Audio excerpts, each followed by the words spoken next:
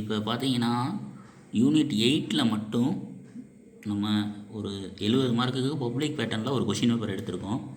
Unit 8 வந்து dual nature of radiation and matter. இப்போ இதில் புக் பேக் ஒன்னோடு தான் ஃபஸ்ட்டு 1 மார்க் நான் எடுத்திருக்கேன்.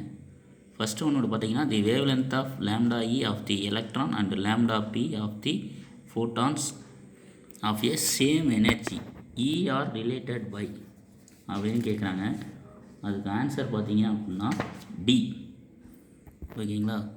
1. இது மாதிரி ஒரு கொஷினும் பார்த்தீங்கன்னா புக் பேக் ஒன்னோடு தான் நான் 15 1 மார்க்கும் எடுத்திருக்கேன். செகண்ட் 1 மார்க்கு, தேர்டு 4 5 6 7 6 7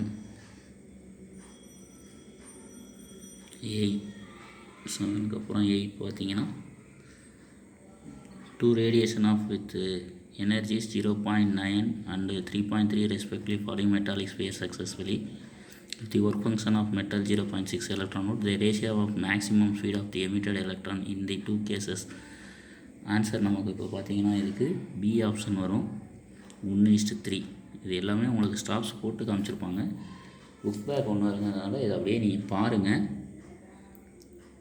அதுக்கப்புறம் நான் 5 மார்க் எடுத்திருக்கேன். சாரி, நம்ம பப்ளிக் பேட்டர்ன் பற்றி 2 மார்க், அடுத்து 3 மார்க் 5 மார்க் அந்த மாதிரி தான் எடுத்திருக்கேன்.